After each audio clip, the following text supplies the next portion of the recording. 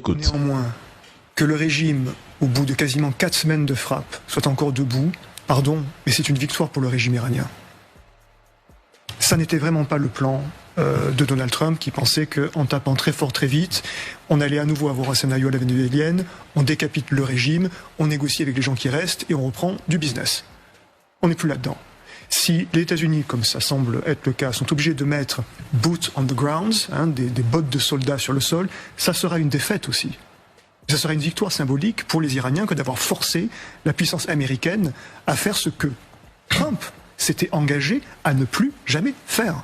Le régime a apporté la démonstration de sa solidité, de sa résilience. Et je rappelle, défaite de plus de Trump. Trump, en janvier, dit aux Iraniens, l'aide arrive.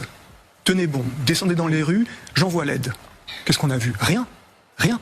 Souvenons-nous, il y a un mois, certains militaires, pas vous général, disaient les Iraniens, ils n'oseront jamais être dans un conflit face aux Américains car ils savent qu'ils perdront. Là, en un mois, ils ont montré une capacité de résistance et une capacité aussi à renouveler les commandants à tête du pays. C'est pas du tout en tout cas une victoire nette de la part des Américains, même si ça ne fait qu'un mois. J'ai arrêté depuis le 28 février de regarder qui bombarde le plus l'autre. Ça, c'est bon pour la communication et les émotions, pas pour comprendre une guerre. Moi, ce qui m'intéresse, ce sont les stocks réels, la capacité de production annuelle, la solidité des chaînes industrielles, le nombre d'usines capables de tourner en continu et la vitesse de reconstitution des arsenaux. Et les États-Unis ont déjà un problème sérieux. Inutile même d'évoquer le cas de l'entité. Depuis le 28 février, je ne fais que le répéter. Gagner les premières batailles, frapper fort dès le début, éliminer quelques dirigeants ne signifie pas gagner une guerre sur la durée. L'opération Epic Fury a épuisé un tiers des stocks de THAAD et leur réapprovisionnement pourrait prendre 8 ans. Les États-Unis et l'entité font face à une pénurie critique de munitions, aussi bien pour leur capacité défensive que pour leurs opérations offensives. Cette guerre n'était pas censée durer un mois. Trump s'est engagé en pensant boucler cette guerre en 2-4 jours avec des objectifs clairement définis depuis 2025, mais tout a échoué. Ils ont tenté de pousser le peuple à se révolter, à descendre dans la rue, allant jusqu'à infiltrer les manifestations pour déclencher une révolution colorée, mais une fois de plus, tout a échoué.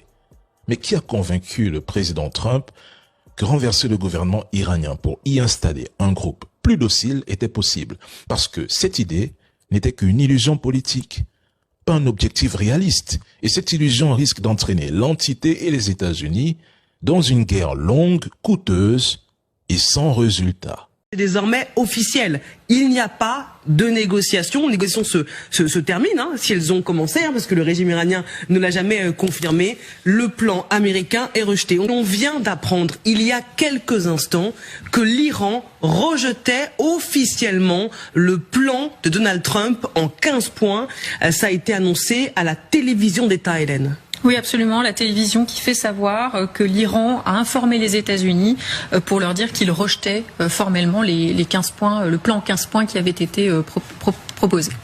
C'était évidemment une réaction attendue, vu les annonces faites par le régime iranien qui disait ne nous testez pas, les Américains négocient avec eux-mêmes. Et puis on vous l'a montré il y a une demi-heure maintenant, ces missiles de croisière qui ont ciblé le porte-avions américain, l'USS Abraham Lincoln. C'était donc attendu. L'Iran rejette le plan de Donald Trump.